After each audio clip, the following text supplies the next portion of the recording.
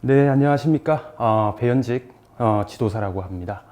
오늘 우리 중구청과 관련된 중대재해처벌법 내용에 대해서 설명을 드리고, 앞으로 우리가 어떠한 준비를 해야만 이 중대재해처벌법상 처벌을 받지 않게 할 수 있는지에 대해서 좀 설명을 드리도록 하겠습니다. 우선 중대재해처벌법이 왜 개정이 되고 시행이 되었냐, 그 연역, 그 목적에 대해서 간단하게 좀 설명을 드리겠습니다. 중대재해처벌법이 개정되기 전에도 우리 근로자, 그 종사자에 대한 안전, 보건과 관련된 문제를 규율하는 법이 있었습니다. 산안법이라고 있었습니다. 산업안전보건법이요. 산업안전보건법도 마찬가지로 안전, 보건 조치를 취하지 않은 상태에서 근로자가 사망하거나 상해를 입거나 질병을 입었을 경우에 사업주를 처벌하는 규정이 있었습니다. 그런데도 불구하고 왜 중대재해처벌법이 나왔냐? 이 산업안전보건법 자체가 제9시를 못했다는 겁니다.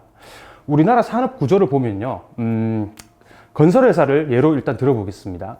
원청이 있고요, 또 하청업체가 있습니다. 그리고 그 하청업체는 또 다른 하청업체에 또 도급을 주는 그런 구조로 이루어졌습니다.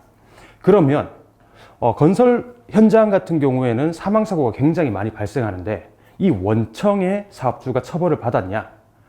대부분 그러지 못했다는 겁니다. 자, 그러면 하청업체와 그 재하청업체의 관리자, 사장들이 처벌을 받았다는 뜻인데요. 안전, 보건과 관련된 의무를 다하기 위해서는 실질적으로 인력과 예산이 필요합니다. 그런데 하청업체 그리고 재하청업체가 그 인력과 예산을 확보하기가 어려웠다는 겁니다. 반대로 원청은 그 인력과 예산이 풍부함에도 불구하고 원청이 해당 업무를 하지 않았다. 그래서 계속 사망사고가 발생하고 계속 질병자가 발생하고 사고가 발생했다는 겁니다. 그래서 이러한 산업안전보건법 체계 그리고 처벌 현황을 봤을 때 안전보건과 관련된 의무 조치가 제대로 이루어지지 않는다라고 판단해서 결국에는 중대재해처벌법을 개정을 함으로써 이제 하청업체든 원청 소속 근로자든 재하청업체 소속 근로자든 사망사고 또는 질병자가 발생하면 중대재해처벌법으로 이제 원청의 사업주 또는 경영 책임자를 처벌한다는 내용을 담은 중처법이 나오게 된 것입니다. 그런데 사실 산업안전보건법, 이게 굉장히 잘 돼 있는 법입니다. 다른 나라와 비교했을 때도 정말 잘 체계가 잡힌 법임에도 불구하고 제대로 이루어지지 않았다는 것. 그리고 그 내용도 사실 잘 모르시는 경우가 많습니다. 산업안전보건법은 법, 그리고 시행령, 밑에 규칙, 이렇게 구성이 되어 있습니다. 그런데 워낙 복잡하고 기술성 있고 전문적인 법이기 때문에 다른 법령과는 다르게 이 규칙이 3가지로 구분이 되어 있습니다. 우선 산업안전보건법 시행규칙이 있고요. 그 다음 안전보건기준에 관한 규칙이라는 게 있습니다. 그리고 질병자 취업 제한에 대한 규칙이 있고요. 우리가 이제 중처법이 시행이 됐고 산업안전보건법이 좀 더 강화된 이 시점에서 꼭 눈여겨봐야 될 법령, 이 규칙 중에 하나를 일단 알려드리겠습니다. 꼭 이 부분은 체크를 해 두셔야 됩니다. 안전, 보건, 기준에 관한 규칙이라는 겁니다. 안전보건 기준에 관한 규칙은 약 790개의 조문으로 구성이 되어 있습니다. 정말 디테일하게 그 내용이 구성이 되어 있는데 어떤 내용까지 있냐? 우리 사무실 내에 이산화탄소 농도가 어느 정도 돼야 되는지, 그리고 우리 사업장에서 사용하고 있는 사다리의 폭과 너비가 어느 정도가 되어야 되는지, 그리고 우리 작업장의 밝기가 어느 정도 되어야 되는 것까지 디테일하게 나와 있습니다. 사실 우리한테 해당하지 않은 규정들도 굉장히 많은데요. 일단 우리가 중처법이 시행된 이 시점에서는 이 내용을 꼭 한번 다 살펴보시고요. 법제처 홈페이지에 들어가시면 우리한테 해당하는 것들을 발췌해서 또 출력을 할 수 있게끔 되어 있지 않습니까? 그거를 항상 품에 가지고 계시다가 정기적으로 우리 사업장은 이 규정이 지켜지고 있는지를 확인을 하셔야 된다는 겁니다. 특히 관리 감독자 분들의 경우에는 이 규칙을 좀 제대로 보시고 우리 사업장, 내가 작업하는 장소에 해당하는 것을 발췌해서 체크리스트를 만들어 놓는 게 필요합니다. 관리 감독자는 근무를 시작하기 전에 사업장, 내가 근무하는 장소의 정리정돈이 잘 되어 있는지, 보호구가 제대로 관리되고 있는지 등을 체크를 해야 되는데, 이 내용을 보시면 내가 무엇을 체크해야 되고 관리해야 되는지에 대해서 정확하게 아실 수 있다는 겁니다. 중처법이 나왔기 때문에 이제 산업안전보건법은 적용이 되지 않느냐, 이렇게 또 문의하시는 분들이 있는데, 산업안전보건법은 그대로 계속 적용이 됩니다. 자, 산업안전보건법 그리고 중대재해처벌법하고의 관계에 대해서 조금 설명을 드리도록 하겠습니다. 우리가 사업장에서 사고가 발생했을 경우 처벌할 수 있는 법이 크게 이 시점, 이제 2022년도 1월 27일 이후 이 시점에 크게 세 가지로 구분할 수가 있는데요. 산업안전보건법, 그리고 형법, 그 다음 중대재해처벌법, 줄여서 중처법이라고 하겠습니다. 산업안전보건법은 책임의 주체가 사업주입니다. 우리 중구청을 예로 들었을 때 우리 구청장님이 되시겠죠. 그리고 중처법도 마찬가지로 사업주입니다. 그리고 경영 책임자.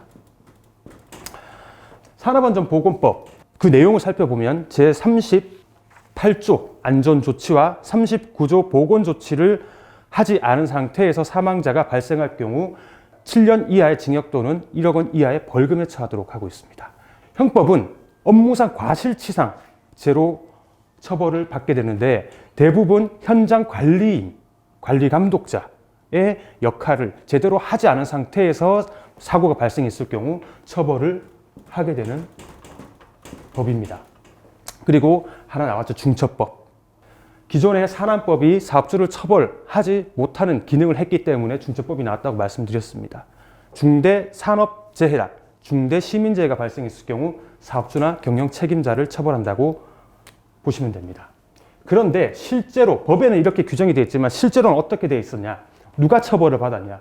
자, 관리 책임자가 처벌을 받았습니다. 그리고 안전관리자가 처벌을 받았고 보건관리자가 처벌을 받았다는 겁니다. 그래서 중대재해처벌법이 나온 거고요.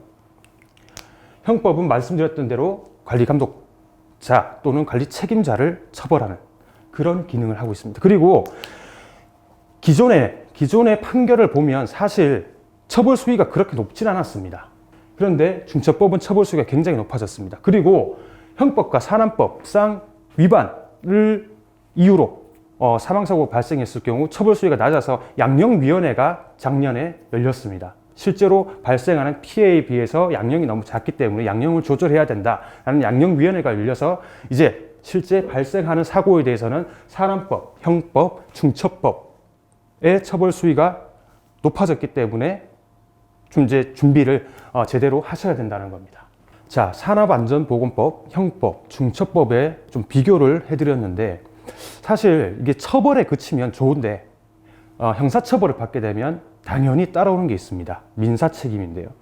민사책임을 손해배상 청구를 하게 되면 우리 지자체, 특히 공공기관, 공기업 이런 데는 추가로 예산을 또 배정을 해야 된다는 문제가 발생할 수 있기 때문에 우리 지자체는 특히 산업안전보건법과 중처법, 형법에 나와 있는 처벌을 받지 않도록 특별히 주의를 해야 된다는 점입니다. 덧붙여서 좀 설명을 좀 드리겠습니다.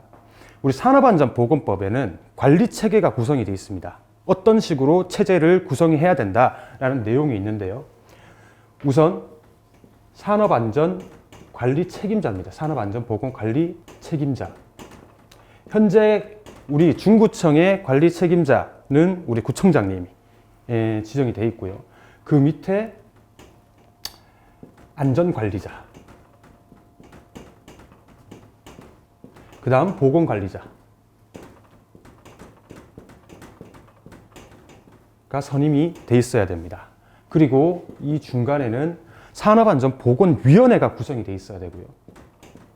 이 위원회라는 것은 분기별로 근로자의 안전과 보건과 관련된 사항을 의결 또는 심의하는 기구입니다. 분기별로 개최를 해야 하고 그리고 회의록도 배치를 해 놓으셔야 됩니다.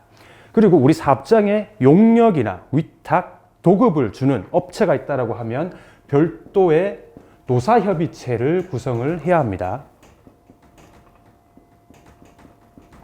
자, 이거는 법에 이제 나와 있는 관리 체계고요. 그리고 실무를 담당하는, 이제 실무를 하시는 분들 중에 뭐 팀장, 부서장 같은 경우에 관리 책임자로서의, 관리 감독자로서의 역할을 하도록 하고 있습니다.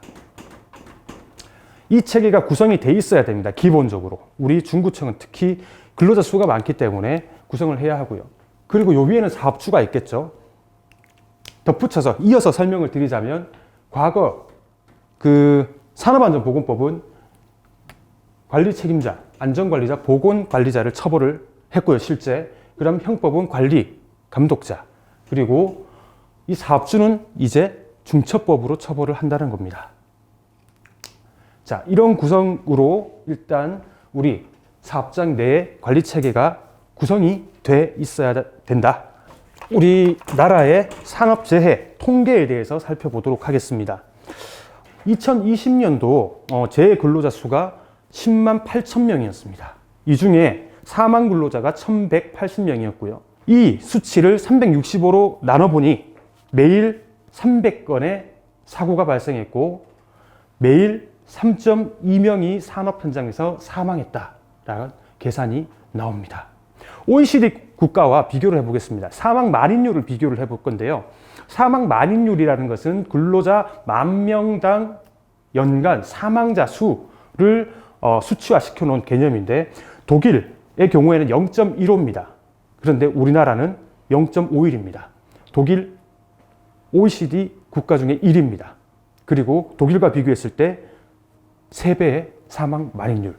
산업안전법이 계속 개정이 되고 강화가 되고 있음에도 불구하고 이런 문제가 계속 발생한다는 겁니다. 이것도 중처법이 제정된 그 이유 중에 하나입니다. 특히 사망사고가요, 큰 기업, 뭐 중견기업급에서는 많이 발생하지 않습니다. 왜냐? 제가 설명드렸지 않습니까? 인력과 예산이 있기 때문에 안전보건과 관련된 관리를 할 수 있다. 그러면 요 밑에 보시면 50인 이하 사업장, 특히 용역, 위탁, 도급, 하도급 업체에 종사하시는 분들이 대부분 사망을 한다는 겁니다. 하청업체, 이제 용역, 위탁을 주게 될 경우에 안전관리를 더욱더 철저히 해야만 한다라는 규정도 포함이 돼 있습니다. 자, 중대재해처벌법이 하루아침에 뚝딱 나온 건 아닙니다. 연역을 한번 살펴보겠는데요. 우선 2012년도에 먼저 논의가 시작됐습니다. 근데 심의도 없이 폐기가 됐고요. 그리고 2016년도에 중대재해 기업처벌법 청원 입법이 제기가 됐습니다. 4.16 연대에서요. 4.16 연대 다들 기억하시죠? 어린 학생들 이 바다에서 사망을 한 사건. 세월호 사건으로 인해서 이런 문제가 논의가 됐지만 이것도 심의가 없이 폐기가 됐고, 그 다음 고 노회찬 의원이 제기했지만 그것도 결국에 국회를 통과하지 못했습니다. 2020년도 9월에 드디어 중대재해 기업처벌법이 국민청원, 국민동의청원으로 제기가 됐습니다. 김용균 씨 어머님이 대표 발의자로 입법 청원을 했고요. 그 사건이 워낙 큰 사건이었기 때문에 그 뒤에 국회에서도 굉장히 많은 관심을 가지고 시민단체에서도 굉장히 많은 관심을 가지기 시작했습니다. 그 뒤 2021년도에 중대재해 기업처벌 등에 관한 법률이라는 이름으로 국회를 통과하게 됐습니다. 자, 법이 제정된 이후 국무회의를 1월 19일에 통과를 했고요. 공포 후에 1년 지난 시점에서 법이 시행된다라는 규정에 따라 결국 2022년 1월 27일부터 시행이 시작되었습니다. 기업 규모별로 조금 시행 시기를 차등을 뒀는데, 왜냐하면 작은 기업은 준비할 시간을 조금 더 주자라는 취지에서입니다. 50인 이상 근로자를 사용하는 사업장의 경우에는 이미 시행이 되고요. 50인 미만 그리고 5인 이상 사업장의 경우에는 2014년도부터 중대재해처벌법이 적용이 됩니다. 5인 미만 사업장은 적용이 되지 않는다는 점도 알아두시면 좋을 것 같습니다. 중대재해처벌법의 목적에 대해서 말씀을 드리겠습니다. 우선 법 내용을 보시면 사업 또는 사업장, 공중이용시설 및 공중교통수단을 운영하거나 인체에 해로운 원료, 제조물을 취급하면서 안전보건 조치 의무를 위반하여 인명피해를 발생하게 한 사업주, 경영 책임자, 공무원, 법인을 처벌한다는 내용입니다. 이 법 조문의 내용을 살펴보시면 일단 사업장, 사업에서 인명피해가 발생하는 건 산업재해겠죠. 그런데 공중이용시설이나 공중교통수단 그리고 인체에 해로운 유해 인자가 포함이 됐습니다. 그래서 크게 보면 중대재해라는 것을 중대산업재해와 중대시민재해로 구분하고 있는데요. 앞서 중처법의 연역에 대해서 설명드릴 때도 4.16 세월호 사건, 기업의 잘못으로 인해서 일반 시민들이 사망했을 경우, 인명피해를 입었을 경우, 그리고 최근에 큰 문제가 됐던 가습기 살균제 사건, 그런 문제가 계속적으로 발생을 하면서 이제 중대산업재해뿐만 아니라 중대시민재해도 이 내용에 포함을 시켰다는 겁니다. 우리 사업장, 우리 중구청의 경우에는 중대산업재해만 해당하냐? 아닙니다. 우리가 운영, 관리하고 있는 장소에서 그 장소를 이용하던 시민이 사망을 하거나 혹은 크게 다치거나 했을 경우 이제 중대재해처벌법상 처벌을 받을 수 있다는 겁니다. 누가? 사업주 또는 경영 책임자가요. 구청장님. 이 형사처벌을 받으실 수 있다는 겁니다. 그러면 중대재해처벌법에서 정하고 있는 보호 범위가 어떻게 되는지 기존의 산업안전보건법과 조금 비교를 해보겠습니다. 기존 산업안전보건법은 근로기준법상 근로자, 사업 또는 사업장에 근로를 제공하고 임금을 받는 그 근로자와 특수고용 형태 근로자, 이 두 범위를 보호해야 한다라고 규정을 하고 있습니다.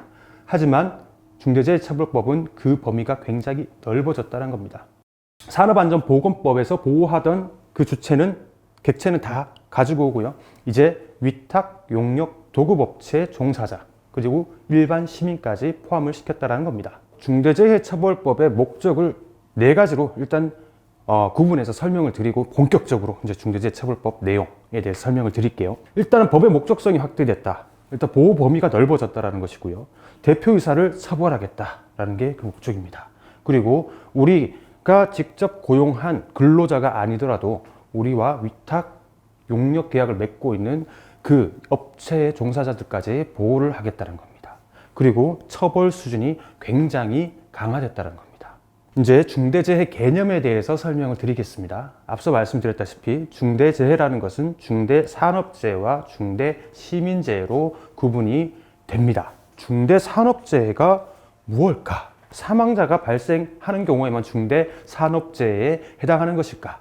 중처법에는 중대산업재해를 크게 3가지로 규정을 하고 있습니다. 첫 번째, 사망자가 발생한 경우, 그리고 동일한 사고로 6개월 이상 치료가 필요한 부상자가 2명 이상 발생한 경우, 세 번째, 동일한 유해 요인으로 급성 중독 등 대통령령으로 정하는 직업성 질병자가 1년 이내 3명 이상 발생한 경우입니다. 산업재해 보상보험법 내용을 간단하게 좀 설명을 드려야 이 부분을 이해를 하실 수가 있습니다. 산업재해는 크게 2가지로 구분이 됩니다. 업무상 사고와 업무상 질병으로요. 자, 사고는 외부의 물리력에 의해서 발생하는 상해를 입거나 아니면 다리가 부러진다거나 아니면 째진다거나 그렇게 하는 경우를 말하는 거고요. 질병은 작업 환경이라든지 반복된 작업 자세, 그리고 물리적 인자, 화학적 인자에 의해서 발생하는 것들을 얘기합니다. 질병은요, 크게 근골격계 질병, 디스크가 터진다거나 아니면 회전근이 파열된다던가 그런 걸 근골격계 질병, 그리고 뇌심혈관계 질병, 뇌출혈, 뇌경색, 급성심근경색 등, 그다음 직업성 암, 소음성 난청, 감염병, 그리고 정신질환, 정신질환으로 인한 또 자살까지 업무상 질병으로 구분을 하고 있습니다. 중대산업재해 내용 다시 한번 보겠습니다. 가목을 보시면 사망자가 1명 이상 발생한 재해입니다. 이 가목은 사고와 질병 두 가지 다 해당한다고 보시면 되고요. 나목은 동일한 사고입니다. 사고만 해당이 된다. 그리고 다목은 급성 중독 등 중독 사고를 말하는 겁니다. 중독 사고는 24가지의 화학적 인자로 인해서 발생하는 경우를 얘기하고 뒤에 교재를 보시면 설명이 되어 있습니다. 사망자는 다 포함이 된다. 그리고 다 항목은 질병을 제외한 사고만 해당한다. 이 개념으로 보시면 될 겁니다. 중처법상 중대산업재해와 산안법상 중대재해의 개념을 조금 구분해서 알아두실 필요가 있을 것 같아서 좀 설명을 드리겠습니다. 산업안전보건법상 중대재해가 발생하면 즉시 우리 중구청, 우리 사업장을 관할을 하는 노동관서에 보고를 해야 됩니다. 그리고 1개월 이내에 산업재해 조사표를 제출을 해야 되는데 중처법과 그 내용이 조금 다릅니다. 우선 사망자가 1명 이상 발생한 재해는 똑같습니다. 그런데 두 번째, 3개월 이상의 요양이 필요한 부상자가 동시에 2명 이상 발생한 경우, 이 경우는 중처법과 다르게 사고와 질병을 다 포함하는 개념이고요. 그리고 세 번째, 부상자 또는 직업성 질병자가 동시에 10명 이상 발생한 경우, 이 경우도 이 사고와 질병 모두 해당하는 경우다라고 보시면 될 것 같습니다. 다음 페이지에 보시면 직업성 질병자, 아까 전에 다목, 중대산업재해 다목에 대해서 설명을 해놨는데 급성 중독에만 해당합니다. 뇌심혈관계 질병, 직업성 암, 정신질환, 업무상 자살 등은 다 제외가 된다라고 보시면 될 것 같습니다. 다음으로 중대시민재해는 어떻게 규정을 하고 있는지를 설명을 드릴 텐데요. 특정 원료 또는 제조물, 공중이용시설, 공중교통수단의 설계, 제조, 설치, 관리상의 결함으로 사망자가 1명 이상 발생한 경우, 그리고 동일한 사고로 2개월 이상의 치료가 필요한 부상자가 10명 이상 발생한 경우, 그리고 세 번째, 동일한 원인으로 3개월 이상 치료가 필요한 질병자가 10명 이상 발생한 경우. 특히 우리 중구청, 지자체 같은 경우는 공사를 많이 외주를 주시잖아요. 그래서 그 공사하는 과정에서 우리 용역업체, 위탁업체의 근로자가 사망하는 것은 중대산업재해, 그리고 공사장의 결함으로 인해서 길 가던 시민이 다친 경우에는 중대시민재해로 적용을 받을 수 있다. 이런 개념으로 보시면 될 것 같습니다. 중대시민재해는 적용 대상이 공중이용시설과 그 다음 공동주택을 제외한 시설물, 전용 면적 302평 이상의 영업장, 지하철을 포함한 철도 차량, 그 다음 승합자동차. 여기 승합자동차에는 마을버스와 시내버스는 제외가 됩니다. 고속버스, 시외버스만 적용이 된다. 그리고 여객선과 항공기, 그다음 유해 위험 제조물, 이렇게 적용이 된다라고 보시면 될 것 같습니다. 다음으로 이제 종사자를 보호하도록 하고 있기 때문에 그 종사자의 개념에 대해서 설명을 드리도록 하겠습니다. 종사자는 근로기준법상 근로자, 그 다음 도급, 용역, 위탁 등 계약 형식에 관계없이 그 사업의 수행을 위해서 대가를 목적으로 노무를 제공하는 자, 사업이 여러 차례 도급에 의해서 행해지는 경우에도 그 하도급, 제하도급에 종사하는 사람들까지 다 보호 대상자인 종사자로 보고 있다는 겁니다. 여기서 한 가지 의문을 가지실 수도 있는데요. 우리 공무원 신분을 가지고 있는 사람은 근로자인가? 산업안전보건법과 중처법의 적용을 받냐? 받습니다. 우리 특별한 규정이 없는 한 근로기준법상 근로자로 보고 산업안전보건법도 적용이 되고 중대재해처벌법도 다 적용이 된다고 보시면 됩니다. 만약 예를 들어서요, 우리 공무원 분들 중에 한 분이 정신질환에 노출이 돼서 그 정신질환을 통해 업무상 사유로 인해서 자살을 하게 됐다라고 하는 경우에도 우리 중대산업재해에 적용이 된다라고 보시면 되고요. 만약 뇌출혈이나 뇌경색으로 사망을 했다고 하는 경우에도 이 중처법에 적용이 된다. 적용 대상이 된다라고 보시면 될 것 같습니다. 다음으로 이제 사업주의 개념에 대해서 살펴보겠는데요. 사업주란 자신의 사업을 영위하는 자 또는 타인의 노후를 제공받아 사업을 하는 자를 말하고요. 그리고 경영 책임자. 경영 책임자와 사실 사업주는 뭐 뗄래야 뗄 수 없는 동일한 일체로 보시면 될 것 같습니다. 경영 책임자 등은 우선 사업을 대표하고 사업을 총괄하는 권한과 책임이 있는 사람 또는 이에 준하여 안전보건에 관한 업무를 담당하는 사람으로 규정을 하고 있고, 중앙행정기관장, 지자체장, 그리고 지방공기업장, 공공기관장 등이 다 포함된다라고 보시면 됩니다. 그런데 과목을 보시면 사업을 대표하고 사업을 총괄하는 권한과 책임이 있는 사람 또는 이에 준해서 안전보건에 관한 업무를 담당하는 사람이라고 규정되어 있습니다. 둘 다를 한다는 내용인지 아니면 둘 중에 하나만 처벌을 한다는 것인지 이 개념이 좀 헷갈릴 수가 있는데, 결국에 노동부 해석에 따르면 둘 다 처벌을 할 수 있다는 겁니다. 그리고 우리 지자체의 특성상 안전보건과 관련된 모든 업무를 구청장님이 아닌 타인에게 줄 수 없다는 겁니다. 이 권한과 책임이라는 것은 예산 집행, 그리고 인력에 대한 채용에 대한 권한, 인사에 대한 권한이 있는 사람이어야 되는데, 사실 우리 그 지자체의 특성상 모든 결제의 최종 결재권자는 구청장님이기 때문에 이 구조는 바꿀 수가 없다는 겁니다. 실제로요, 중처법이 나오고 나서 일부 대기업에서는 CSO라고 해서 안전보건 담당 이사를 선임해서 그 사람한테 모든 권한을 주겠다. 그리고 경영 책임자, 사업주는 빠지겠다라는 논의도 많이 이루어졌는데, 실제로는 결국 중대산업재해가 발생한다, 중대시민재해가 발생한다라고 하면 처벌을 하겠다. 사업주든 뭐 CSO든 다 처벌을 하겠다라는 게 노동부 입장이다라고 보시면 될 것 같습니다. 경영 책임자 등의 개념을 조금 더 구체적으로 살펴보겠는데요. 우선 대내적으로 사업을 운영 총괄, 집행하고 대외적으로는 해당 사업을 대표하는 사람, 즉 우리 중구청의 구청장님이다.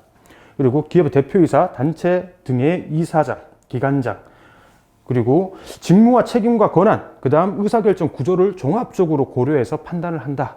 그렇게 했을 때도 우리 경영 책임자는 구청장님이 될 수밖에 없다라는 겁니다. 이에 준하여 안전보건에 관한 업무를 담당하는 사람은 말씀드렸다시피 안전보건과 관련된 모든 예산을 가지고 그 집행을 할 수 있는 최종 결재권자의 개념으로 보시면 된다. 다음으로 중대산업재해 적용 범위에 대해서 설명을 드리겠는데요. 적용 범위는 산업안전보건법과 조금 비교를 해봐야 될 것 같습니다. 산업안전보건법은 상시근로자 1인 이상을 사용하는 사업장에는 무조건적으로 적용이 되도록 하고 있는데, 중대재해처벌법은 5인 이상의 근로자를 사용하는 사업장에만 적용이 되도록 하고 있습니다. 자, 시행일은 말씀드렸다시피 이미 우리 구청은 2022년 1월 27일부터 적용 대상이 됐고요. 그 다음 50인 미만 사업장인 경우에는 2024년부터 적용이 되도록 하고 있습니다. 이제 우리 사업장 내 중대산업재해 또는 중대시민재해가 발생하면 무조건 사업주 또는 경영 책임자가 처벌을 받냐? 그러면 너무 억울하잖아요. 자, 어찌됐든 내가 할 도리, 내가 법적인 책임을 다 했음에도 불구하고 중대산업재해, 시민재해가 발생한 경우에는 처벌을 하지 않겠다는 규정이 있습니다. 중처법에. 그 의무상 그리고 책임을 크게 4가지로 구분을 하고 있습니다. 사업주와 경영 책임자 등의 안전 및 보건 확보 의무. 자, 첫 번째가요, 재해 예방에 필요한 인력, 예산 등 안전보건 관리 체계의 구축 및 그 이행에 관한 조치입니다. 두 번째, 세 번째는 행정기관에서 시정명령이 나온 걸 이행을 해야 된다는 것이고요. 네 번째가 안전보건 관계 법령에 따른 의무 이행에 필요한 관리 조치를 취해야 된다는 겁니다. 이 4가지 항목 중에 우리는 이미 두 번째 항목과 세 번째 항목은 충실히 이행을 하고 있다는 겁니다. 이 2가지는 별도의 설명이 필요 없고요. 실제 1번과 4번이 중점적으로 보셔야 된다는 겁니다. 자, 첫 번째 말씀드린 안전보건 관리 체계 구축 및 이행 조치. 첫 번째가 사업 또는 사업장의 안전 보건에 관한 목표와 경영 방침을 설정할 것입니다. 일단 이 경영 방침과 목표는 크게 어렵게 생각하실 필요가 없습니다. 자, 예를 들어 우리 중구청에서 경영 방침과 목표를 설정한다고 했을 때 첫 번째, 우리 중구청에 종사하고 있는 전 종사자들이 건강하고 안전하게 일할 수 있도록 최선을 다한다. 두 번째, 중구청의 시설을 이용하는 모든 시민의 안전을 확보할 수 있도록 최선을 다한다. 세 번째, 이 사항을 이행하기 위해 안전보건과 관련된 관련 법령을 충실히 준수한다. 이 정도로 경영 방침을 세워두시면 되고요. 목표라는 것은 우리가 성과 측정이 가능한 것을 이제 목표로 잡아야 되는데 이게 또한 간단합니다. 만약 2021년도에 우리 재해율이 0.5%였다라고 하면 2022년도 재해율 0.2% 달성, 아니면 재해 건수가 작년 대비 50% 감소, 이렇게 목표를 세워놓으시면 된다는 겁니다. 이 부분은 크게 어려운 게 없고, 다만 한 가지 꼭 알아두셔야 되는 게 안전 전담팀이나 아니면 우리 안전 업무를 하시는 분만 이 경영 방침 또는 목표를 알고 있으면 끝나는 것이 아니고 전 종사자들이 그 내용을 알 수 있게끔 게시를 해야 된다는 겁니다. 내부 인트라넷이든 아니면 각 사무실이든 그 경영 방침과 목표를 두고 전 구성원들이 이 내용을 확인할 수 있게끔, 그리고 상시적으로 볼 수 있게끔 하셔야 된다라는 겁니다. 그리고 만약에 우리 경영 방침이나 목표가 조금 변경됐더라고 하면 그 수정을 하고 즉시 이행을 해야 된다는 점도 알아두시면 될 것 같습니다. 다음으로 이제 안전보건에 관한 업무를 총괄 관리하는 전담 조직을 설치해야 된다는 건데요. 산업안전보건법에 따라 두어야 되는 인력이 3명 이상인 경우, 관리 책임자 아까 설명드렸고요. 안전관리자 설명드렸고, 보건관리자, 이렇게 3명을 두어야 되는 사업장, 그리고 500인 이상 사업장, 그리고 건설업인 경우에는 시공능력 상위 200위 이내인 건설 사업자, 이렇게 되어 있습니다. 우리는 1, 2번에 해당하기 때문에 전담 조직을 구성을 해야 된다는 겁니다. 우리 공무원분들, 특히 공공행정을 하시는 분들 같은 경우에도 산업안전보건법을 적용을 받습니다, 당연히. 그런데 적용 제외되는 규정이 있다는 겁니다. 관리 체제 구성, 아까 말씀드렸던 관리감독자, 안전관리자, 보건관리자를 두어야 된다는 거, 이거는 적용이 되지 않습니다. 공공행정인 경우. 다만 우리 공공행정 이외에 또 업무를 하시는 분들이 있지 않습니까? 그분들의 상시 근로자 수가 일정 수 이상이 되면 이 체계를 또 구성을 해야 되고요. 그런데 중대재해처벌법은 우리 공무원, 공공행정 하시는 분들도 다 포함이 된다는 겁니다. 그래서 상시 근로자 수를 산정을 할 때 우리 공공행정을 포함해서 500명 이상인 경우 전담 조직을 설치해야 된다라는 거 알아두시고요. 그리고 산업안전보건법상 관리체제 상의 안전관리자와 보건관리자는 일정 자격이 있어야만 그 활동을 할 수 있는데, 중대재해처벌법상 전담 조직은 자격 요건이나 아니면 구성 방법을 딱히 규정을 하고 있지는 않습니다. 근데 대부분 지자체나 공기업을 보면 자격이 있는 사람, 안전과 관련된 기사 자격증, 기술사 자격증이 있으신 분, 아니면 간호사 경력이 있으신 분들을 채용해서 전담 조직을 구성을 하고 있다는 겁니다. 이 전담 조직이 구성이 되면요, 이 조직원분들은 안전보건과 관련된 업무를 해야 된다는 겁니다. 일부 행정기관이나 공기업 그리고 지자체를 보면 중대 시민재해와 중대 산업재해를 구분해서 부서를 구성하고 팀을 꾸려서 하시는 경우가 많은데, 거의 대부분 내용이 같거든요. 이행해야 되는 안전보건 확보 의무, 그 내용이 동일합니다. 이 한 가지를 묶어서 하시는 게 오히려 더 효율적이라는 겁니다. 책임 소재, 그리고 효율적인 업무 수행을 위해서 이렇게 전담 조직을 시민재해, 그 다음 산업재해 묶어서 구성을 하시는 게 효율적이다라고 보시면 되고요. 다음 보겠습니다. 가장 중요한 겁니다. 이제 유해, 위험 요인을 확인해서 개선 절차를 마련하고 분기 1회 이상 점검을 해야 된다는 내용입니다. 이 내용은 위험성 평가로 가름을 할 수 있다라고 되어 있는데요. 위험성 평가란 무엇인가? 우리 중구청도 위험성 평가를 실시했을 겁니다. 위험성 평가는 산업안전보건법에 보시면 상시근로자 1인 이상을 사용하는 사업장은 무조건 받도록 하고 있습니다. 어떤 내용이냐? 우리 사업장 내에서 발생할 수 있는 사고의 원인이 되는 유해하고 위험한 요인들을 미리 발굴해서 개선을 한다라는 내용입니다. 자,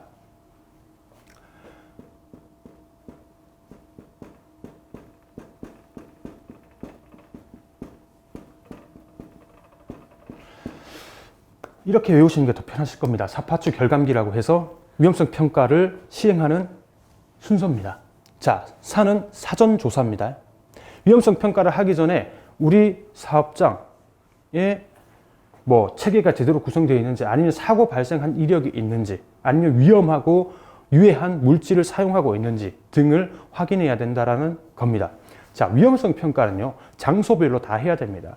지금 여기 녹화를 하고 있는 휴게실에도 위험성 평가를 해야 되고요. 저 건너편에 있는 사무실도 해야 되고요. 1층 화장실도 해야 되고요. 3층 화장실도 해야 되고, 다 우리 사업장이 관리하고 있는 모든 장소의 위험성 평가를 실시해야 된다는 겁니다. 사실 위험성 평가만 제대로 돼 있고 개선만 제대로 된다고 하면 사고가 발생할 리가 없거든요. 자, 이렇게 사전 조사를 합니다. 그리고 이제 위험성을 파악한다는 겁니다. 실제로 근로자들 그리고 종사자들을 면담을 통해서 위험 요인을 파악할 수도 있고, 실제 사업장에 가서 그 장소에 가서 어떠한 위험 요인들이 있는지도 파악을 해야 된다는 겁니다. 그리고 위험성을 추정합니다. 위험성을 추정할 때는 뒤에 보시면 내용 자세하게 나와 있을 텐데, 위험성 추정은 이제 빈도, 이 사고가 발생할 수 있다. 빈도, 그 다음 중대성을 고려해서 추정을 하게 됩니다. 만약 이 사업장, 내가 이 문을 열므로써 여기 낄 수 있는 빈도가 얼마나 되는지, 만약 높다라고 하면 3, 보통이다 하면 2, 발생할 빈도가 거의 없다라고 하면 1, 이렇게 하고요. 문에 끼임으로써 내가 사망에 이를 수 있다라고 하면 3, 그냥 경미한 사고다, 2, 그냥 아차 사고 정도로 끝난다라고 하면 1. 자, 이 두 개를 곱해서 위험성을 결정하게 됩니다. 이제. 자, 위험성이 있다라고 하는 부분이 있다고 하면 감소 대책을 세워야겠죠. 만약 이 문, 여기 있는 미닫이 문, 사실 끼임 위험이 발생할 수가 있거든요. 그리고 문을 열므로써 부딪힘 사고도 발생할 수 있습니다. 이거를 예를 들어서 어떻게 개선을 해야 되냐. 부딪힘 사고를 방지하기 위해서는 여기에 문이 이동하는 문의 움직임 반경을 밑에 스티커로 붙여놓는 겁니다. 그 안에서는 조심하라고. 그리고 파쇄기 많이 사용하지 않습니까? 파쇄기에 옷이 말려 들어갈 위험이 있다. 이걸 어떻게 개선하냐? 일단 안내문, 위험합니다. 조심히 사용하십시오. 라고 붙여놓으셔야 된다는 겁니다. 마찬가지 옥상에 있는 소화기도 점검표를 붙여놓고 1개월에 한 번씩 통을 뒤집어서 또 점검을 하셔야 되고, 점검자는 체크를 또 하셔야 된다는 겁니다. 이런 디테일한 것까지 다 하셔야 되고, 가장 큰 문제가 우리 사무 공간에서 발생할 수 있는 건 낙하 사고입니다. 캐비넷에 물건 많이 쌓아 놓으시잖아요, 위에. 그게 떨어짐으로써 사고가 많이 발생할 수 있다는 겁니다. 그런 것까지 위험성 평가, 위의 위험 요인으로 결정을 하고 추정을 하고 개선을 해야 된다는 겁니다. 이 위험성 평가를 할 때는 그 장소에서 실제 일하는 사람, 일하는 종사자를 참여시켜야 된다는 겁니다. 만약 내가 전문가다 랍시고 그 사업장 그냥 가서 이건 위험성이 있어요, 없어요, 이렇게 판단할 수도 있습니다만, 실제로 업무를 하고 이런 사고가 발생할 수도 있겠네요 라고 하는 것은 그 공간에서 일을 하시는 분이 오히려 더 잘 알기 때문에 무조건 참여를 시켜야 된다는 겁니다. 그리고 감소 대책도 의무는 아니지만 감소 대책을 세울 때도 근로자를 참여시키는 게 좋다는 겁니다. 자, 우리 주민센터 있잖아요. 주민센터도 별도로 위험성 평가를 다 받으셔야 됩니다. 우리 중구청사만 받으면 끝나는 것이 아니고, 그리고 보건소도 따로 받아야겠죠. 그리고 우리 중구청이 운영, 관리하는 그 장소도 다 위험성 평가를 받으셔야 된다는 겁니다. 사업장의 모든 유해, 위험 요소를 발굴하고 감소 대책 세우고 개선한다고 하면 죄가 발생하지 않을 수밖에 없겠죠. 그래서 중대재해처벌법에도 이 유해 위험 요인 확인해서 개선 절차 마련하는 것을 위험성 평가로 대체할 수 있다라고 되어 있습니다. 위험성 평가를 하실 때는요, 자체적으로도 할 수 있겠지만 사실 전문 위험성 평가 컨설팅을 해준 전문 기관들이 있거든요. 그 기관의 최초 평가를 받으실 때, 이제 중처법이 시행됐으니까 최초 평가를 받으실 때 꼭 그 전문 기관을 통해서 받으시는 게 좋다는 겁니다. 그리고 최초 평가를 만약에 받았다, 여기서 끝나는 게 아니고요, 다음 연도에 수시 평가를 또 받아야 됩니다. 그리고 만약 새로운 뭐 작업 도구라든지 아니면 뭐 작업이 생겼다라고 하면 그 해당 업무, 그 다음 설비에 대해서는 또 최초 위험성 평가를 또 받으셔야 된다는 겁니다. 자, 위험성 평가가 중대재해처벌법상 가장 중요한 포인트다라고 생각을 하시면 될 것 같습니다. 자, 위험성 평가 내용 다시 한번 리뷰를 좀 해보겠습니다. 유해하고 위험한 요인을 파악하고, 그리고 그 부상 또는 질병이 발생할 수 있는 빈도와 그리고 강도를 추정 결정한 이후에 개선하는 제도를 얘기한다. 그리고 상시 근로자 1인 이상 사업장에는 무조건 다 하셔야 되고 그 각 장소별로도 진행을 하셔야 된다는 겁니다. 위해 위험 요인이라는 것은 위해 위험을 발생시킬 수 있는 잠재적 요인을 얘기를 하는 것이고요. 그 파악은 그 위해 위험 요인을 찾아내는 과정이라고 보시면 됩니다. 위험성은 빈도와 중대성을 합해서 위험성을 산출을 하고요. 추정, 결정, 그 다음 수용 가능한 위험성, 그 다음 허용 가능한 위험성, 이 내용을 읽어보시면 될 것 같습니다. 뒤에 표를 보시면 조금 더 쉽게 이해가 될 수 있겠는데요. 이런 표가 있다. 그리고 이 표를 보시면 위험성이 워낙 큰 것은, 굉장히 큰 것은 안전 대책을 세워야 된다는 것이고요. 그리고 이 밑에 보통인 경우에는 이제 뭐 교육이라든지 뭐 주지를 통해서 감소를 시켜야 된다는 것이고, 이 낮음으로 만들 수 있게끔 대책을 세워야 된다는 것입니다. 수용 가능한 범위 내로 만드셔야 된다는 거고요. 개선을 사실 대부분의 사업장은 그냥 주먹구구식으로 위험성 평가를 하고 개선 대책만 딱 마련해 놓고 이행을 안 하는 경우가 있습니다. 위험성 평가 결과 개선 대책이 나오면 담당자를 무조건 선임을 하고요. 언제까지 개선을 하라고 명령을 해야 됩니다. 그리고 마지막에 확인까지 받아 놓으셔야 되고, 그 기록은 5년 동안 보관을 해 두셔야 된다는 겁니다. 네 번째, 필요한 예산 편성, 그리고 그 편성된 용도에 맞게 집행할 것이라고 되어 있습니다. 그러면 예산을 편성하고 싶은데 어떤 항목을 넣어야 되냐? 이게 참 난감하거든요. 사실 실무자분들이. 어떤 것들이 있을까요? 우선 제가 아까 설명드렸던 미닫이문, 행동 반경, 그 붙이는 스티커 구입 비용, 그리고 우리 청사에서 발생할 수 있는 화재에 대비하기 위한 화재 보험료도 들어갈 수 있고요. 그리고 기계실, 설비실에서 일하시는 분들, 조리실에서 일하시는 분들 안전 보호구, 우리 관용 차량이 있다라고 하면 관용 차량의 차량 보험료 등. 그다음 산업안전보건위원회를 개최하고 거기에 개최에 필요한 다가 아니면 현수막 제작비, 이런 것도 다 예산 항목에 넣어 두시면 되고요. 그리고 안전관리 대행을 만약에 맡기고 있다 하면 안전관리 대행, 그 다음 안전관리자, 보건관리자의 인력, 인건비 등이 다 포함이 되면 좋습니다. 굉장히 디테일하게 쪼개서 예산안을 편성해 놓으시는 게 좋아요. 뭉뚱그려서 해놓으면 차후에 중대산업재해나 시민재해가 발생했을 경우 이 예산을 어떻게 활용했습니까? 어떻게 구성되어 있고 이 예산으로 뭐 하십니까? 이렇게 또 조사가 들어올 수 있거든요. 그래서 굉장히 디테일하게 예산안은 짜 놓으셔야 된다는 겁니다.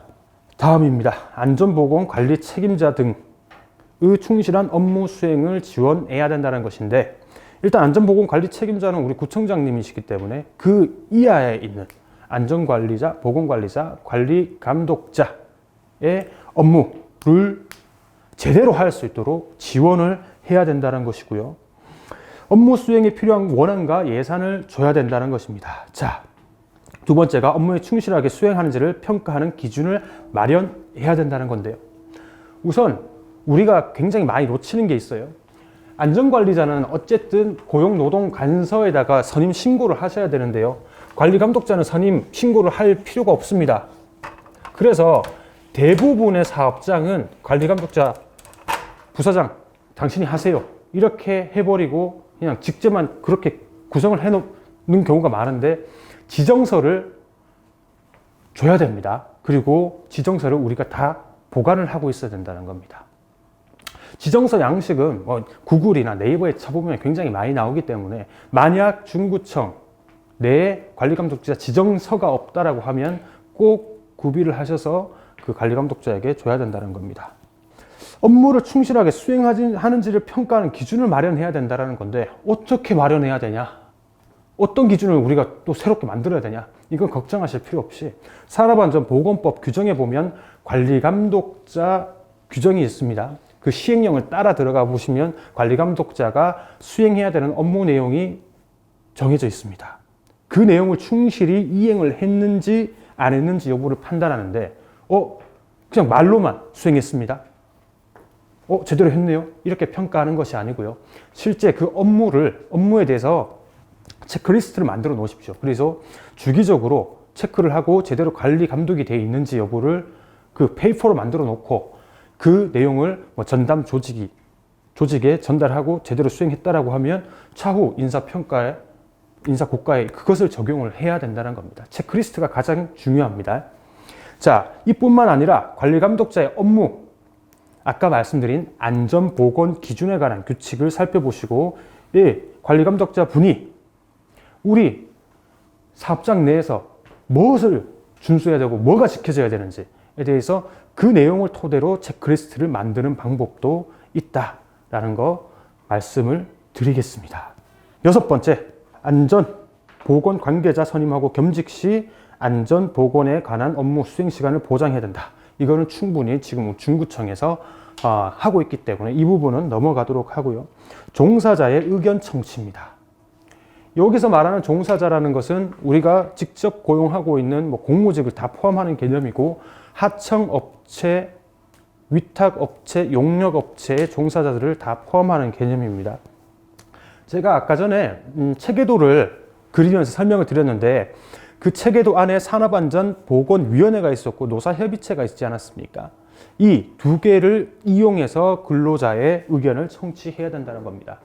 안전보건위원회 규정을 별도로 만들어 놓으시고요. 그 규정 별지로 실제 개선, 의견을 들었다라, 뭐가 문제가 있어서 개선을 해야 된다라는 내용을 표를 만들어서 구비를 해 놓으셔야 된다는 겁니다. 그래야 제대로 근로자의 의견을 들었는지 안 들었는지 여부를 확인할 수 있고요. 노사협의체도 마찬가지입니다. 아까 말씀드렸던 규정을 별도로 만들어서 운영을 해야 된다는 거고요. 그리고 일선 기업들에서는 이 두 가지 제도뿐만 아니라 근로자, 종사자 제한 제도라는 것을 두고 있습니다. 제한 제도라는 것은 무엇이냐? 종사자들이 위험성을 발견했어요. 사업장에서 내가 일하는 과정에서 위험성을 발견했고, 그 위험성에 대해서 개선이 이루어지고 실제 사고 발생률이 떨어지게 되면 포상을 하는 제도를 말합니다. 간단하게 저희가 지금 하고 있는 컨설팅을 하고 있는 업체에서는 상품권을 선물로 준다든지 아니면 휴가를 준다든지 이러한 제도를 두고 있다. 사실 이게 가장 효과적인 제도입니다. 중대산업재해 발생 등 비상조치 의무, 청사 또는 주민센터, 그리고 우리가 관리 감독하는 장소에서 발생할 수 있는 사고의 유형을 다 정리를 해 놓으셔야 됩니다. 자, 어떤 것들이 있을까요? 일단 태풍, 그 다음 감전 몇 개만 적어 보겠습니다. 그 다음 지진이 있을 수 있고요. 화재, 그 다음 산업재해, 그 다음 뭐 여러 가지 폭발도 발생할 수 있고 굉장히 많을 겁니다. 만약에 우리가 체육시설을 운영하고 있다, 수영장을 운영하고 있다라고 하면 수영, 뭐 빠지는, 물에 빠지는 그런 사고까지 다 리스트를 쭉 만드시고 각 사고 유형별로 대처 방법을 규정, 매뉴얼을 만들어 놓으셔야 된다는 겁니다. 굉장히 일이 많아지는데 매뉴얼 만들고 반기별로 1회 이상 점검을 하도록 하고 있고요. 그 다음 사고가 발생했을 때 조치 사항에 대해서도 정해 놓으셔야 됩니다. 만약 사고 목격자가 있다라고 하면 이 목격자를 누구한테 통보를 해야 되냐. 만약 전담 조직이 있다라고 하면 전담 조직에 무조건 통보를 하고요. 그리고 목격자는 어디에 신고를 해야 되는지 119에 신고할 수도 있고 112에 신고를 할 수도 있고 이런 매뉴얼까지 다 말해 놓고요. 이 전담 조직은 또 뭐 관리 책임자에게 어떤 식으로 보고 체계를 만들어야 되는지 이런 매뉴얼도 다 구성이 돼 있어야 된다는 겁니다. 좀 더 디테일하게 실무적으로 들어가 보면요. 사고 발생 시 의료 대응팀을 별도로 구성을 하고 의료 대응팀은 어떤 식으로 일을 할 건지, 그 다음 뭐 개선팀, 그 다음 대관팀. 대관팀이라고 하는 것은 노동부에 신고가 들어갈 수도 있고 아니면 뭐 119에 신고가 들어갈 수도 있기 때문에 이 관계기관을 어떻게 그분들이 관계기관을 접촉을 하고 거기에 대한 뭐 조사 이런 것 받도록 하는 거. 그 다음 재발방지팀. 이렇게 크게 세 가지로 구성을 해서 매뉴얼을 또 하나 만들어 놓으시는 게 좋습니다. 자, 그리고 우리 이러한 매뉴얼을 만들어 놓는 것에서 끝이 아니고요. 이 매뉴얼을 교육을 시켜야 된다는 거죠. 매뉴얼을 가지고 어떻게 대피를 해야 되는지 실제로. 보통 제가 지금 자문하고 있는 그 행정기관은 매뉴얼을 책자로 만들어 놓고요. 전 사원에게 배포를 했습니다. 그리고 온라인으로 그 강의를 찍어서 다 볼 수 있도록 그렇게 하고 있으니까 그런 방법도 일단은 생각을 해 두시는 게 좋다. 재발생 유형, 사고 발생 유형을 전부 다 이 매뉴얼을 만들어야 된다. 그 다음 재발 방지 대책. 만약 사고가 났다라고 하면 추가적으로 사고가 발생하지 않게끔 조치를 취해야 되는데 이때는 내부적으로 해결하시는 것보다 이것도 외부의 전문기관을 통해서 하셔야 됩니다. 그래야 우리 그 국가기관, 지자체 특성상 외부의 컨설팅을 받고 조치를 취하면 사실 노동부에서도 굉장히 좋아하고 전문성을 인정해 줍니다. 자체적으로 하는 것보다는. 다음 9번째, 도급 용역 위탁 시 종사자 안전 보건 확보 의무입니다. 모든 지자체들은 용역 위탁 굉장히 많이 주시잖아요. 이 부분을 굉장히 걱정하십니다. 관리 감독자를 지정을 했다고 해서 사고가 발생하지 않는 건 아니거든요. 특히 용역업체 같은 경우에도 용역업체에서 사고가 굉장히 많이 발생한다고 말씀드렸잖아요. 그럼 우리가 뭐 기계실에 만약에 용역을 줬다라고 하면 기계실에 계속 상주를 하면서 관리를 할 수 있는 것도 아니고 조리실을 만약에 위탁을 줬다라고 하면 조리실에 계속 상주하면서 관리를 해야 할 수 있는 입장이 아니지 않습니까? 그러면 어떤 식으로 우리가 대처를 해야 되냐? 용역 위탁 도급 다 업체하고 계약을 하지 않습니까? 이 업체들을 선정할 때 제대로 이 업체들이 안전관리를 하고 있는지 여부를 확인하고 계약을 체결하라는 겁니다. 어떤 걸 확인해야 될까요? 첫 번째, 제가 가장 중요하다고 말씀드렸던 거, 상시 근로자 1인 이상을 사용하는 사업장에서 꼭 해야 되는 위험성 평가. 너희들 위험성 평가 제대로 했어? 이걸 살펴보자는 겁니다. 자, 두 번째, 아까 말씀드린 비상 대처에 관련된 매뉴얼이 있는지. 셋째, 보호구를 제대로 관리하고 있는지. 뭐 보호관리대장이라고 하겠습니다. 그리고 너희 연간 안전보건 계획을 수립하고 이행하고 있는지. 연간 안전보건 계획서. 다섯 번째, 안전작업계획서.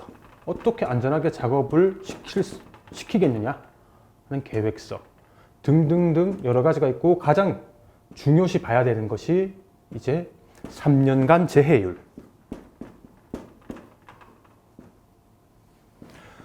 이 해당 업체에 3년 과거 3년 동안 재해가 발생했는지, 동종사업장과 비교했을 때 재해율이 높은지 그 여부를 확인하셔야 된다는 겁니다. 안전보건공단 홈페이지에 들어가시면 해당 업체 공인인증서로 로그인을 하면 발급을 받을 수가 있는데요. 이렇게 6개 항목을 뒀습니다. 예를 들어서요. 제가 가장 중요한 꼭지만 일단 설명을 드린 거고, 점수를 줍니다. 위험성 평가 10점. 한 가지 더 넣겠습니다. ISO 45001 또는 코사, MS. 이건 안전인증 제도거든요. 안전인증 제도. 이게 있는지 여부. 이걸 받았는지 여부. 사실 의무사항은 아닙니다. 받아놓으면 안전한 사업장이라는 걸 증명받을 수 있는 것이니까 받아놓습니다. 위험성 평가 만약 10점 주고 매뉴얼 5점 주고 이렇게 점수와 계량을 시킵니다. 5점, 이것 10점, 10점. 3년간 재해율은 조금 높게 주고요. 재해 발생 사업장은 또 재해가 발생할 수 있다는 겁니다. 그 다음 ISO 이런 거 받았는지 10점. 이렇게 해서 100점을 만드는 거죠. 그래서 70점 이상, 아니다, 80점 이상으로 합시다. 80점 이상인 업체만 계약을 하자는 겁니다. 이제. 그래야 자체적으로도 관리할 것이고, 자, 그리고 우리는 이와 더불어 계속 노사협의체를 운영해야 되고요.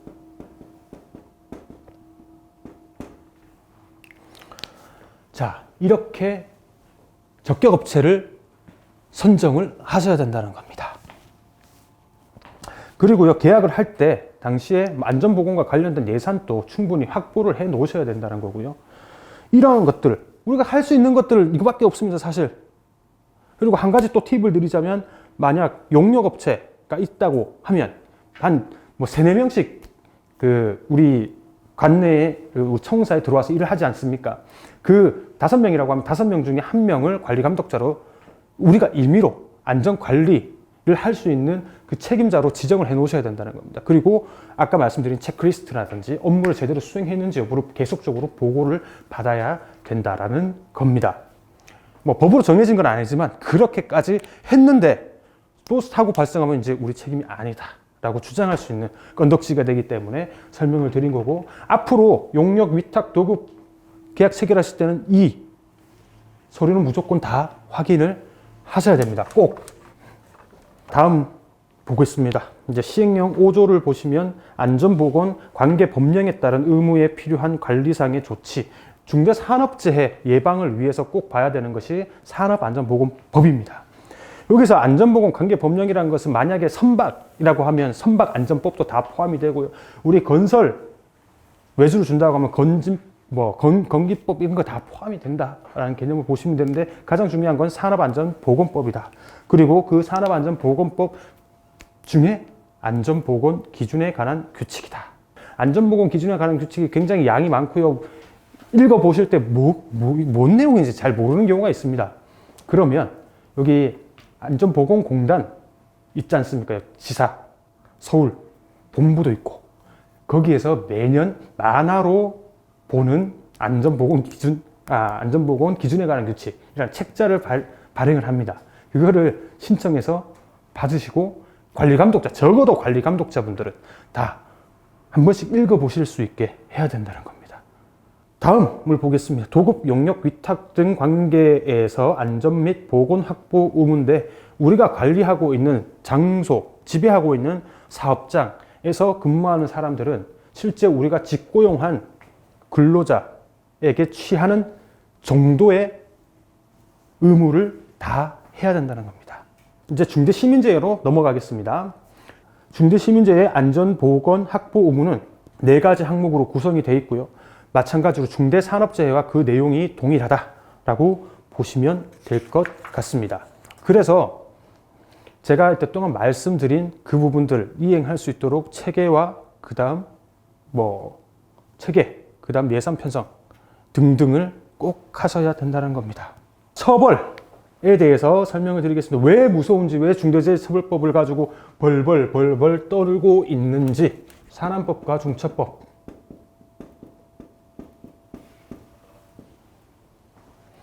처벌을 조금 비교해 보겠습니다. 산업안전보건법은요, 사망사고 발생 시 7년 이하의 징역 또는 1억 원 벌금입니다. 중대재해처벌법은요, 이제 무서워졌습니다. 1년 이상의 징역입니다. 한선을 두고 있다는 거예요. 그 다음, 자, 10억 원 이하의 벌금. 사실 징역과 벌금은 이게 병과가 가능합니다. 두 개 다 할 수 있다는 겁니다. 이거 누구한테요? 사업주 또는 경영 책임자한테요. 사망사고 발생 시입니다. 근데 중대산업재해나 시민재해나 사망 말고 또 두 가지 항목들이 더 있잖아요. 부상 또는 질병으로 구분하겠습니다. 부상 또는 질병인 경우에는 7년 이하의 징역 또는 1억 원 이하의 벌금. 이건 산안법과 동일하다라고 보시면 되고요. 그리고 5년 내에 동일한 사고가 만약에 동시에 발생했다라고 하면 50% 가중해서 처벌을 한다는 겁니다. 예를 들어서요. 지금 뭐 조선업 같은 경우에는 뭐 1년에 수백 건 사망사고가 발생하지 않습니까? 그 대표자가 만약 1월 달에 한 명 죽었다. 2월 달에 또 한 명 죽었다. 3년, 4년 계속 마일리지가 쌓여서 교도소에 있는 시간이 많아진다는 겁니다. 자, 여기서 끝이 아닙니다. 넘겨보시면요.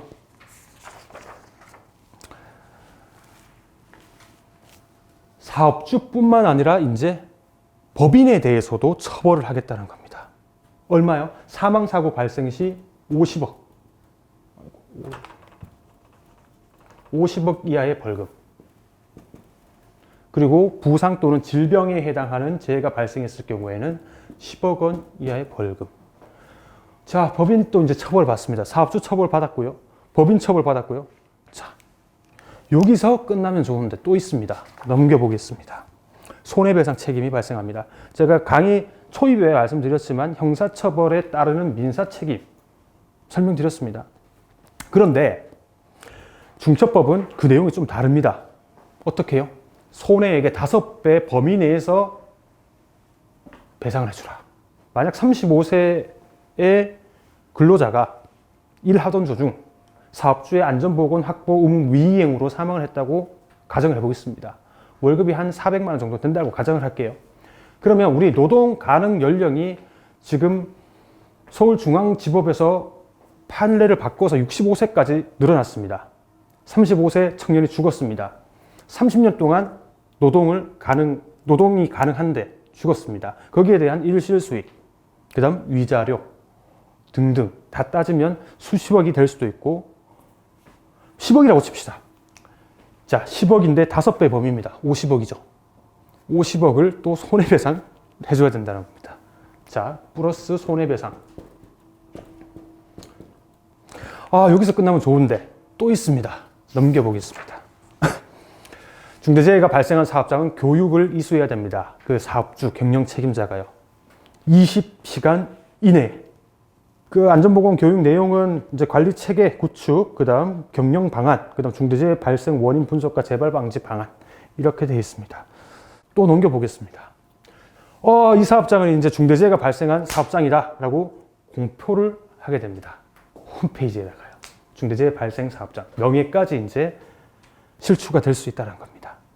그래서 중대재해처벌법이 무서운 겁니다. 하지만 조치 의무만 잘 취해 놓으신다고 하면, 전담 조직만 잘 꾸려 놓으신다고 하면, 그리고 하청 위탁 용역업체를 제대로 된 용역업체를 뽑는다고 하면 우리는 별 문제가 없을 겁니다. 하지만 그게 과정이 좀 어렵고 사실 처음 시행되는 법이다 보니 다른 어려움도 굉장히 많습니다. 누가 양식도 없고요. 사실 시행 규칙도 아직 안 나왔고요. 어떻게 될지 모릅니다. 그래서 우리는 최대한 준비를 해 놓자라는 겁니다. 우리가 알고 있는 범위 내에서 산업안전보건법 범위 내에서는 다 해놓자는 겁니다. 산업안전보건법하고 중대재해처벌법을 비교해 놨습니다. 이거는 간편하게 보시라고 만들어 놓은 거고요. 이제 슬슬 마무리를 하겠습니다. 자, 중대산업재해 보호 대상은 우리 소속 근로자다. 모든 소속 종사자다. 그리고 관련 법령 산업안전보건법 나와 있고요. 산업안전보건법 중에 안전보건 기준에 관한 규칙 꼭 살펴보시라 말씀드렸습니다. 그다음 중처법상 경영 책임자의 의무는 관리체계 구축, 그리고 재발방지 대책, 행정명령 이행, 그리고 안전보건 관계 법령에 따른 관리상의 조치를 다 취해야 한다. 넘겨보겠습니다. 도급 용역 위탁 근로자, 노무 제공자에 대해서는 적격업체를 선정해야 된다. 그리고 안전보건 총괄 책임자 노사협의체를 구성하고 이행을 해야 한다. 그 다음 위험성 평가 꼭 받도록 해야 하고 교육도 받을 수 있도록 해야 하고요.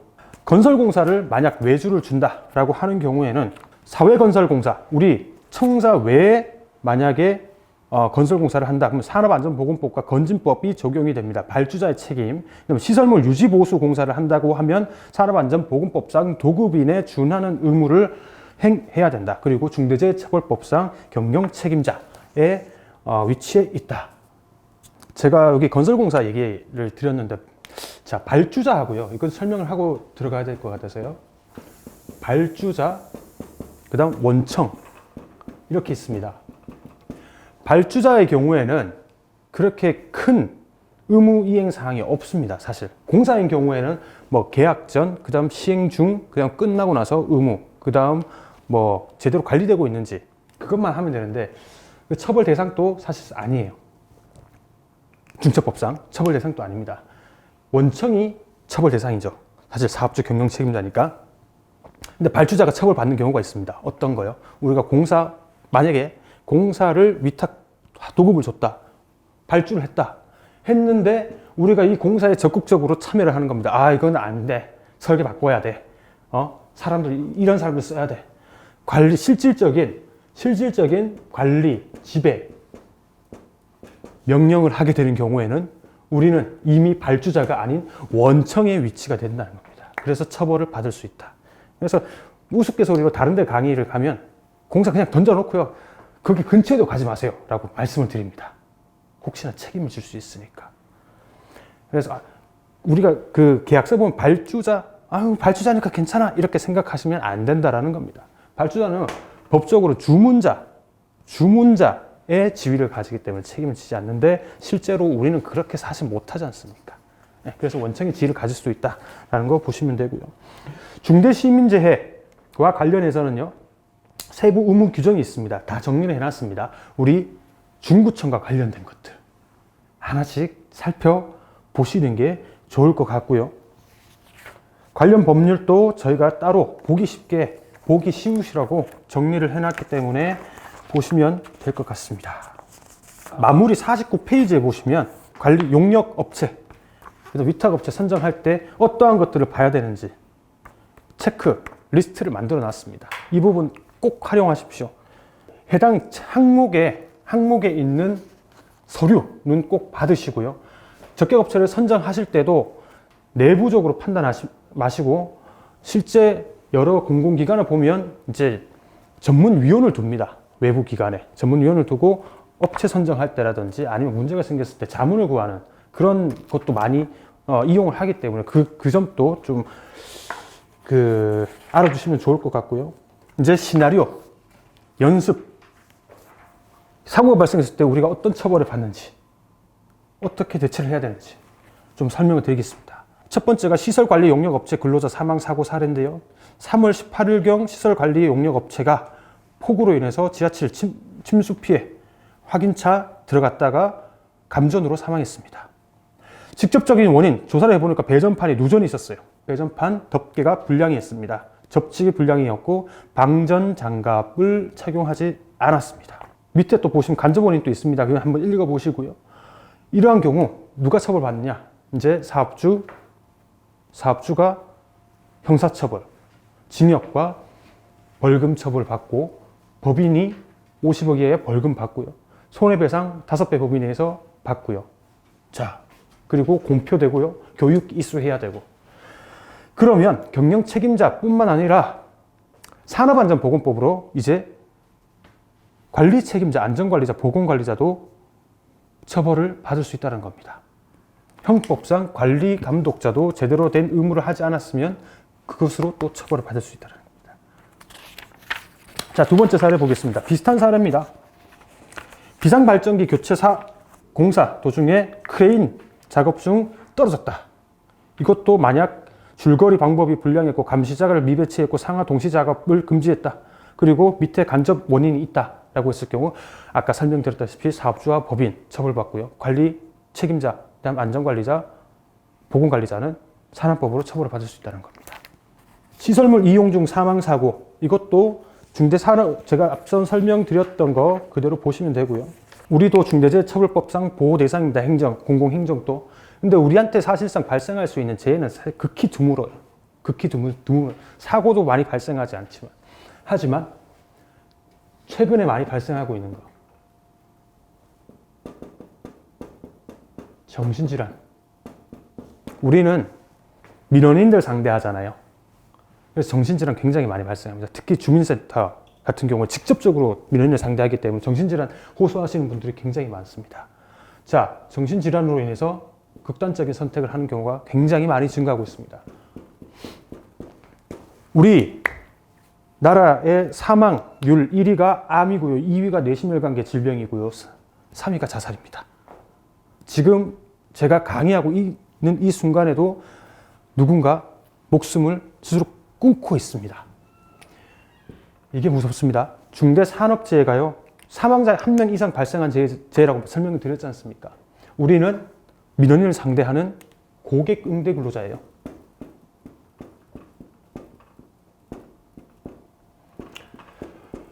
고객 응대 근로자는 특별히 보호를 해야 됩니다. 왜? 정신질환이 발생하지 않게끔. 고객의 폭언이라든지 아니면 폭행으로 인해서 정신질환이 발생할 수 있다. 근데 대부분 공공기관, 지자체는 이 고객 응대 근로자 보호 조치를 제대로 취하지 않고 있다는 겁니다. 자, 그 조치 중에 하나가 우리 중구청에 전화를 하면요. 지금 전화 받는 사람은 우리의 소중한 가족입니다. 이 멘트 나오지 않습니까? 음성, 게시, 이게 하나 있고요. 그 다음 매뉴얼을 만들어야 돼요. 혹시 중구청에 매뉴얼이 있나요? 이거 교육을 정기적으로 하십니까? 안 하죠. 교육을, 매뉴얼이 있다고 해서 교육을 안 한 경우도 있고 매뉴얼이 아예 없는 경우도 있다는 겁니다. 매뉴얼 만드시고, 이 매뉴얼을 규정이라고 생각하시면 돼요. 어떤 대처를 해야 되고 고객이 발생했을 때, 그다음 내가 정신질환이 발생했을 때 해당 직무를 수행할 수 없을 경우 어떤 배치 전환, 그다음 휴가를 어떻게 줘야 되는지에 대해서 다 만들어 놓으셔야 된다는 겁니다. 이 조치를 취하지 않다, 만약 교육을 시키지 않았다, 매뉴얼이 있는데 그런 상태에서 우리 중구청 소속 공무원분이 정신질환으로 자살을 했다라고 하면 중대산업재해에 해당할 수 있다는 겁니다. 네. 이거 가장 강조하고 있는 부분입니다, 사실은. 아까 비상사태 발생 시 매뉴얼뿐만 아니라 이 매뉴얼도 사전 대응 매뉴얼이라고 보시면 됩니다. 이 부분 꼭 체크를 해 두셔야 됩니다. 자, 오늘 제가 준비한 내용은 다 설명을 드린 것 같고요. 앞으로 굉장히 많은 논란이 있을 겁니다. 최근에 아시죠? 3표, 그 다음 여주 산업단지, 공단 등등에서 일단 지금까지 언론에 발표된 기업이 4군데입니다. 중대산업재해가 발생한. 어떻게 판결이 나올지 참 저도 궁금한데 1호가 아마 처벌 수위가 굉장히 높지 않을까 싶습니다. 네, 강화가 됐고 1년 이상의 징역이기 때문에. 그리고 앞으로 많은 기업들이 준비를 또 할 겁니다. 하고 있고요. 우리 중구청도 철저하게 관리를 하시고 특히 위험성 평가 꼭 진행을 하시고 앞으로 우리 관내에는 중대산업재해와 중대시민재해가 발생하지 않게끔 최선의 노력을 다 같이 해야 될 것 같습니다. 자, 오늘 강의 이것으로 마치도록 하겠습니다. 들어주신 분들 감사합니다.